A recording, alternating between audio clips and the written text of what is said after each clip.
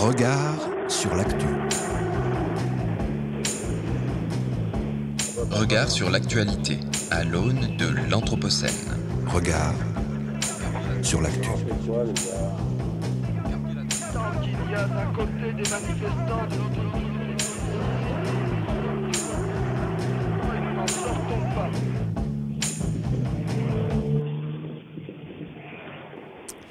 Et bonjour à toutes, bonjour à tous. Vous en aviez marre de la fraîcheur de ce début de printemps ? Eh bien, vous risquez de le regretter très bientôt, car les canicules précoces s'accumulent à la surface du globe, battant record de chaleur sur record de chaleur pour un mois d'avril.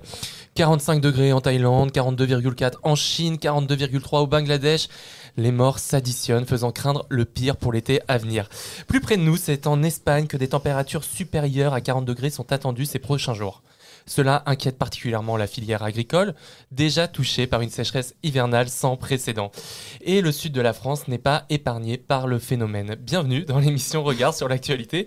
1h30 pour décrypter l'actualité des mondes urbains anthropocènes, en compagnie d'Emma Novelle et Damien Rondepierre. Bonjour à vous deux. Bonjour Florian. Bonjour Florian. François de Gasperi, lui, nous rejoindra au cours de l'émission. Alors aujourd'hui, on parle de récits, on parle d'imaginaire urbain en Anthropocène.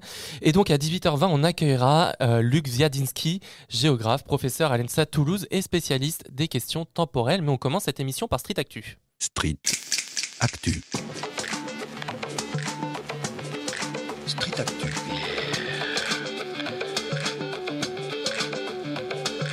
Street Actu. Actu.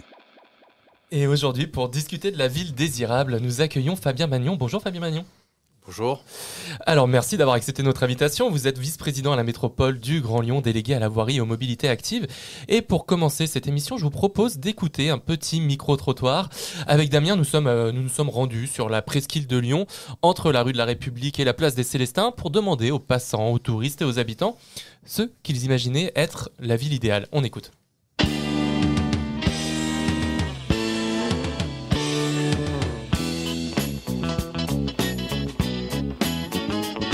Comment est-ce que vous imaginez la ville idéale, vous ? Ça serait une ville où il fait tout le temps beau, où les oiseaux chantent. Ah, c'est difficile à dire ça. La ville idéale, là où il y a beaucoup de monde, où tout le monde se sent bien et puis c'est cool quoi. On sort, on voit du monde, on rencontre du monde et puis voilà.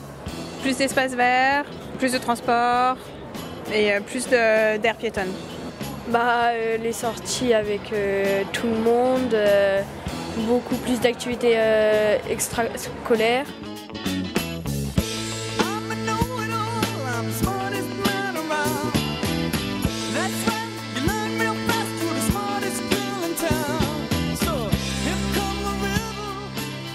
Comment est-ce que vous imaginez la ville idéale ? La ville idéale, sans bagnole. Ouais. Sans bagnole, ouais.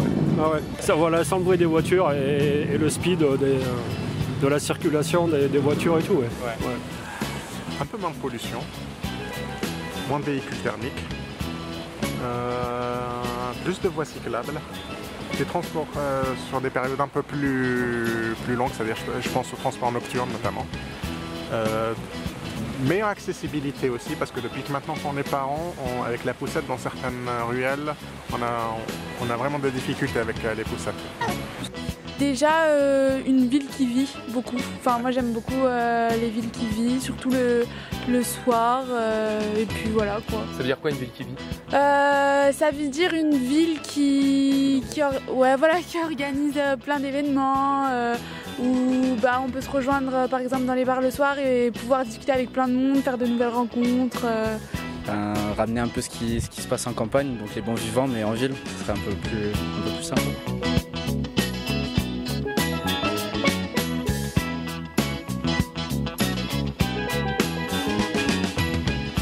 Alors pour vous, c'est quoi la ville idéale ? Ouais, Lyon, moi j'aime bien Lyon. Je dirais qu'elle doit garder un peu le côté historique qui ont été bâtis avant, mais aussi apporter de la modernité, que ce soit en termes de transport, tout, un peu d'écologie quand même serait pas mal. Et ouais. La ville idéale, c'est une ville où les piétons et les gens qui roulent en voiture peuvent vivre ensemble. Voilà. Je pense que la ville, il faut que tout le monde s'y retrouve et si on exclut trop les voitures, ben, on n'aura plus de vie, on n'aura plus de commerce et ce sera une ville morte. Vous trouvez qu'on exclut trop les voitures aujourd'hui ? Oui, je trouve qu'on exclut trop les voitures. Ouais. Je trouve ça un petit peu dommage. Parce que bon, je vous dis, pour moi, la vie, c'est effectivement venir sur une place, voir les gens qui se promènent, pouvoir sortir tranquillement aussi, mais on ne peut pas non plus exclure les gens qui vieillissent. Et on a besoin d'une voiture quand on vieillit.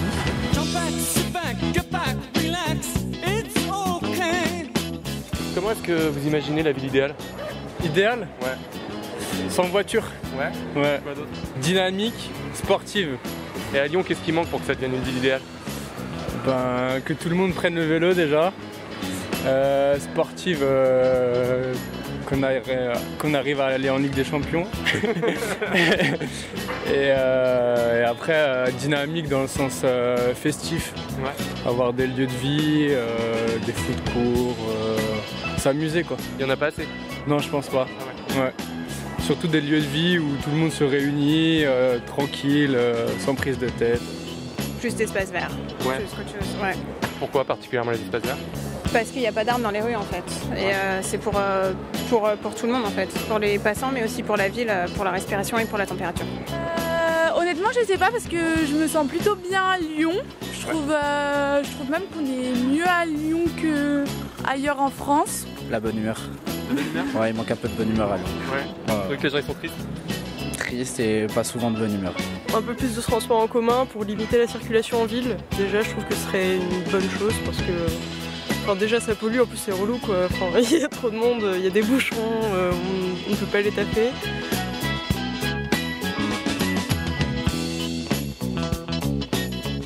Et qu'est-ce qui manque à Lyon pour que ça devienne une ville idéale ? Peut-être un petit peu plus de parcs. Ouais. Voilà. Et puis les travaux, je trouve qu'on a beaucoup de travaux. Et ça devient un petit peu pénible pour les gens qui ont des poussettes. Enfin, moi qui suis grand-mère, quand ma petite fille, je devais la promener dans Lyon avec des poussettes. Franchement, je trouvais que c'était un problème. Pour les gens handicapés aussi, je trouve que la ville de Lyon n'est pas du tout adaptée. On est très en retard par rapport à Nantes. Et puis sinon, je vous dis, une ville qu'avec des jeunes, c'est bien, mais c'est pas eux qui vont faire tourner la ville. Donc il en faut, et il faut toutes les générations.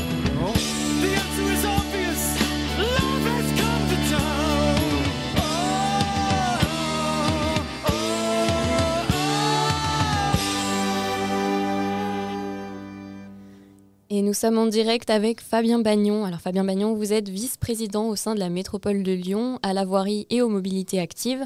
Vous êtes également président de Lyon Parc Auto et conseiller délégué chez Citral. Alors suite à l'écoute de ce micro-trottoir, nous vous proposons d'imaginer avec nous la ville de demain. Alors pour vous, c'est quoi la ville idéale ? Alors, en rebond par rapport à ce que j'ai entendu, déjà une ville conviviale, ça revient beaucoup. Dans les interviews, ça revient beaucoup et ça rebondit, en tout cas ça résonne avec une conviction, c'est que dans une société qui sera sûrement moins matérialiste, c'est une évidence à cause des limites de la planète qu'on est en train de découvrir, du moins pour certains, et d'éprouver parfois, qu'on pourra aussi voyager, qu'on voyagera différemment, en tout cas moins loin.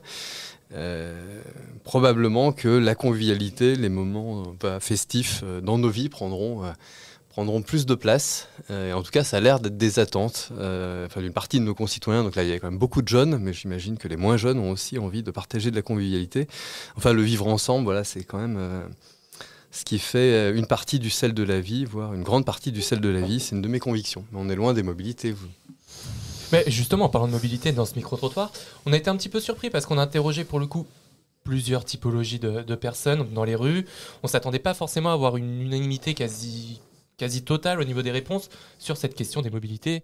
Et donc, la plupart des personnes ne veulent plus de voitures, veulent davantage de verdure. Qu'est-ce que vous en pensez ? Est-ce que ça vous étonne de voir... c'est pas forcément représentatif, mais d'entendre autant de personnes qui sont en accord avec ça ? Alors, effectivement, c'est assez étonnant. Actuellement, on participe à énormément de réunions publiques sur différents aménagements de voiries et notamment sur les voies lyonnaises, ce grand réseau de 250 km d'aménagement cyclable d'ici 2026 sur le territoire de la métropole de Lyon. Et on a des expressions quand même assez contrastées, assez en opposition sur certaines voies lyonnaises, sur certaines réunions. Sur d'autres, il y a beaucoup moins de participation et plutôt en gros des cyclistes qui se déplacent pour venir exprimer leurs attentes et bonifier les projets. Mais effectivement, c'est assez. Enfin, vos reportages là vos interviews sont assez loin de ce que j'entends au quotidien, ce qu'on voit aussi sur les réseaux sociaux, même si c'est forcément un prisme déformant.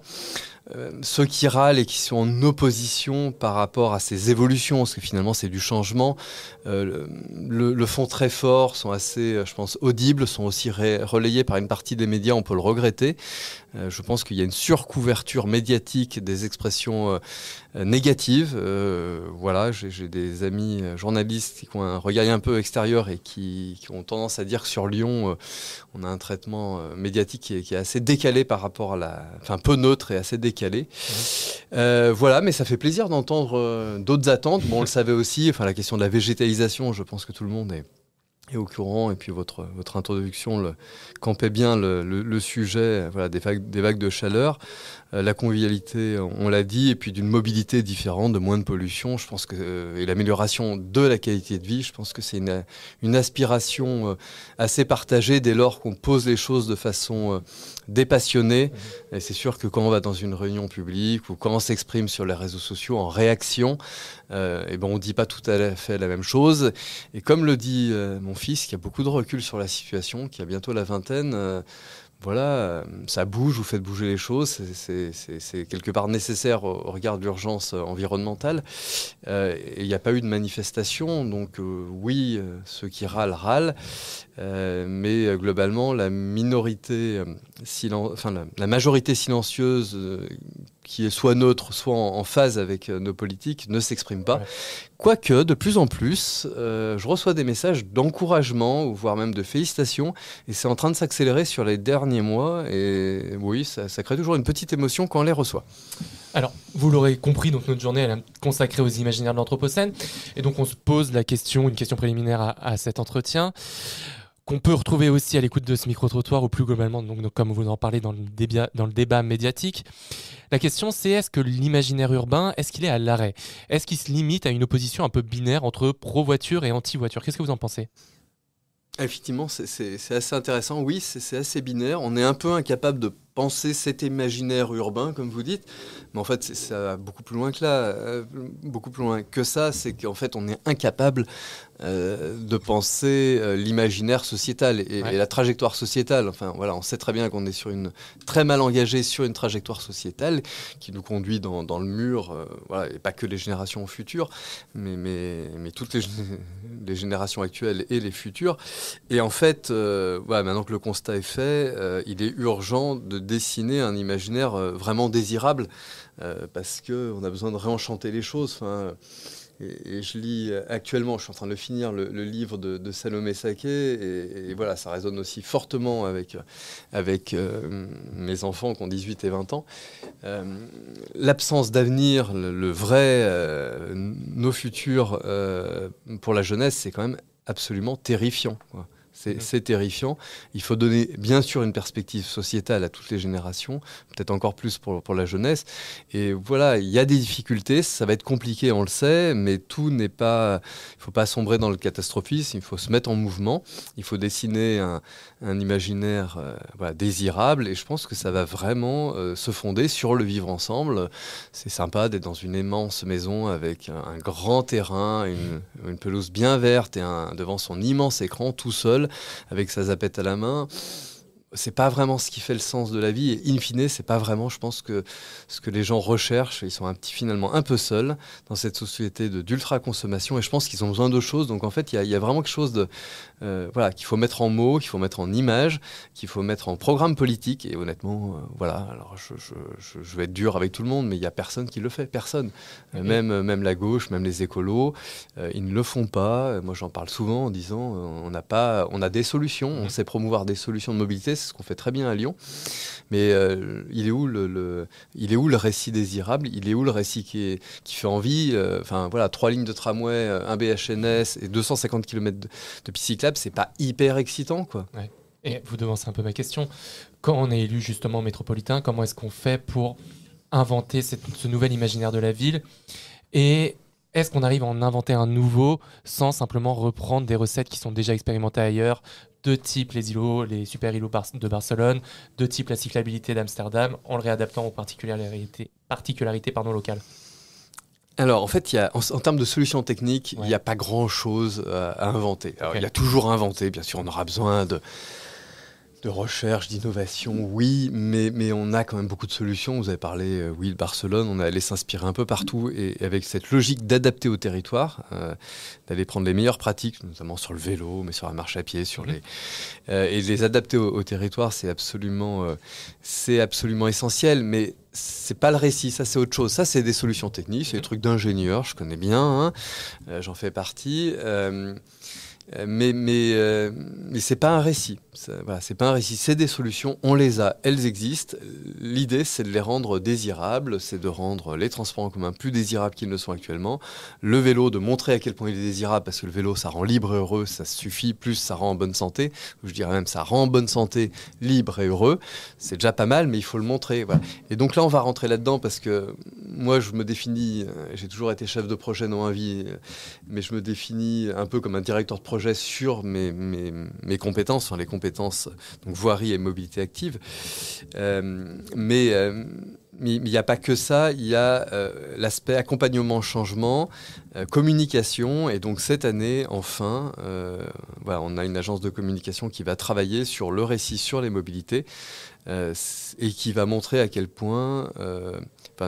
déjà mise en récit de ce qu'on fait, et puis rendre ces mobilités alternatives encore plus désirables. Donc on y travaille, ça va sortir d'ici la fin de cette année. Il est grand temps pour donner envie à nos citoyens de s'inscrire dans cette logique et de ne pas avoir l'impression de subir, et de ne pas avoir l'impression, comme ça a été dit, que de toute façon notre seule politique c'est de virer la voiture de Lyon, de la métropole. En fait, c'est un pur fantasme, mais quand même, quand on raconte pas l'histoire, les autres le racontent à votre place et ils tirent leurs propres conclusions. Et quand vous voyez que tous les projets réduisent la place de la voiture, ils peuvent penser que c'est la finalité.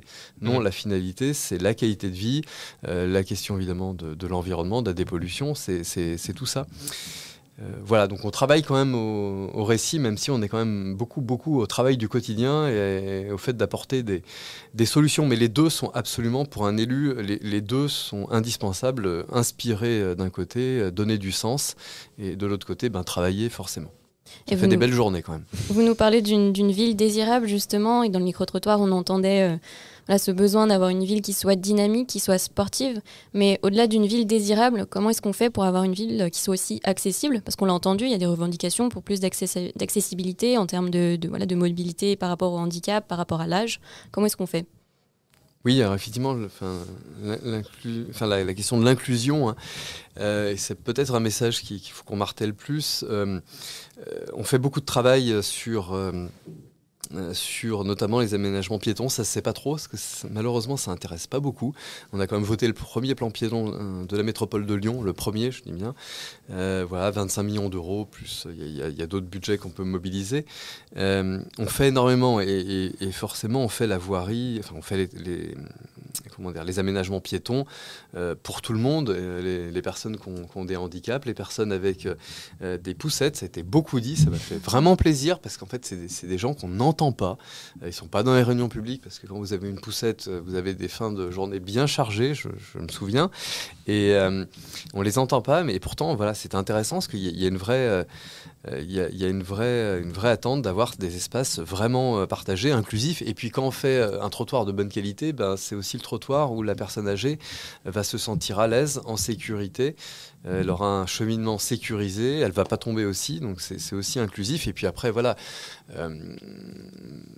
l'inclusivité, c'est aussi de développer un panel de mobilité, que chacun choisisse la bonne mobilité. Alors c'est pas la bonne mobilité qui lui est, pour lui, c'est la bonne mobilité à son besoin de déplacement. On a tous des besoins de déplacement, et en fait on a tous besoin de solutions de déplacement adaptées à ce besoin. Et l'intérêt, c'est d'être multimodal, donc en fait de marcher, de prendre le vélo, la trottinette, les transports en commun, la voiture. Et quand vous maîtrisez tous ces moyens de transport, en fait vous avez une grande fluidité de déplacement. une grande facilité et en fait, ça allège vraiment votre journée. Vous avez plus ce souci, vous êtes plus entravé dans votre mobilité, parce que vous avez choisi le bon mode. Et alors, il y a un deuxième aspect, c'est que quand vous combinez les deux, alors là, vous êtes vraiment le roi du monde ou la reine du monde, parce que voilà, moi j'ai fait tous mes déplacements sur la métropole de Lyon, elle est quand même assez vaste. J'utilisais beaucoup le vélo à assistance électrique, de temps en temps les transports en commun, mais également des fois je rentrais le vélo dans le tram, c'est possible en dehors des heures de pointe. Et puis surtout, vous utilisez le TER, vous prenez le TER et vous projetez partout sur la métropole de Lyon, c'est assez génial. Voilà, donc la mobilité, c'est un peu tout ça et vous retrouvez une vraie liberté. Et ça pose aussi la question, vous parliez des vélos électriques, il y a la cyclabilité. Est-ce qu'on ne fait pas face à Lyon à une forme aussi de scission sociale et territoriale, tant dans l'imagination que dans l'application des nouvelles mobilités? Lyon, c'est une ville qui a 3 collines. Sur ces 3 collines, il y a vraiment 2 types de populations très particulières, très aisées d'un côté, très défavorisées de l'autre. Comment est-ce qu'on fait une politique sociale de mobilité ? Alors, réduire la dépendance à la voiture, c'est fondamentalement une politique sociale.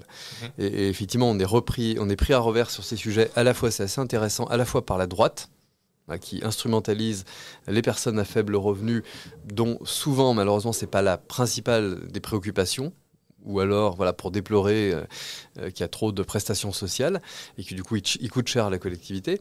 Mais quand il s'agit de défendre une certaine mobilité, effectivement, la personne modeste est convoquée. Et comment vous faites avec le smicard qui est en voiture ? Il faut quand même savoir sur la métropole de Lyon qu'un tiers des ménages n'ont pas de voiture. Ouais. Et penser que c'est uniquement pour faire... caricatural les bobos du centre-ville, c'est faux. C'est l'essentiel de ces gens, j'ai pas le chiffre, il faudrait l'avoir. La majorité, c'est des gens qui n'ont pas de voiture parce que la voiture, c'est cher. Donc développer les alternatives à la voiture individuelle, c'est une mesure éminemment de justice sociale. Parce que les plus précaires, les personnes qui ont de bons revenus, peuvent très bien supporter, parce que soyons clairs, le coût du carburant à l'essence, c'est 2 € actuellement. Ça sera 2,50 €, 3 €, 3,50 €. C'est pas à vous que je vais l'apprendre. Et du coup, il y a un vrai choc. Et ça sera évidemment un choc énergétique. On le vit déjà. Ça sera un choc social. Et du coup, c'est éminemment... Donc, on développe, bien sûr, la marche. Et pour des distances, en plus, ça rend en bonne santé. En plus des populations les moins aisées, c'est celles qui sont... en moins bonne santé parce qu'elles ne font pas assez d'exercice physique. Donc la marche, le vélo, avec tous les sujets de l'accompagnement, de la remise en selle, parce que les gamins de cadre font du vélo, beaucoup moins les gamins d'ouvriers. Les transports en commun, on a fait des gratuités, on a fait l'abonnement solidaire à 10 €, quand même beaucoup de choses. Et on développe fortement, et puis en périphérie, les tramways, ils vont irriguer Vaux-en-Velin, ils vont irriguer Saint-Fond, Vénissieux, des territoires où il n'y avait pas forcément cette offre. Et puis après, il y a la question de l'autopartage et également en complément. Alors, le temps file, on arrive quasiment au bout de cet entretien. Je voulais vous poser une dernière question. Dans Lyon, quelle est la part des habitants qui utilisent la voiture pour aller faire des trajets internes à la ville, donc tout en restant à l'intérieur ? Et comment on travaille pour faire diminuer cette part de personnes qui utilisent la voiture dans la ville ? Parce qu'on parle beaucoup des trajets de la banlieue jusqu'à l'intérieur de la ville, mais il y a aussi à travailler ces personnes-là qui utilisent la voiture en ville. Oui, et c'est globalement une majorité encore de part modale, on va dire. Alors, je ne vais pas vous donner des chiffres extrêmement précis, mais tout à l'heure, on était en réunion et je crois qu'il y avait 50% des déplacements qui étaient de 2 à 5 km. Alors, ça me paraît un peu beaucoup, mais on a en fait encore un usage de la voiture extrêmement important sur des distances faible.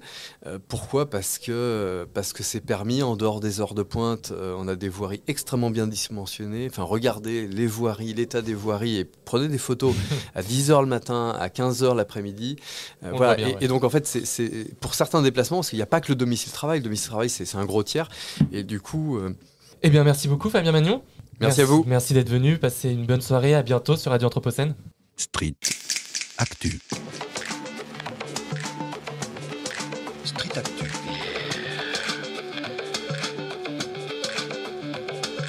Street Actu. Actu.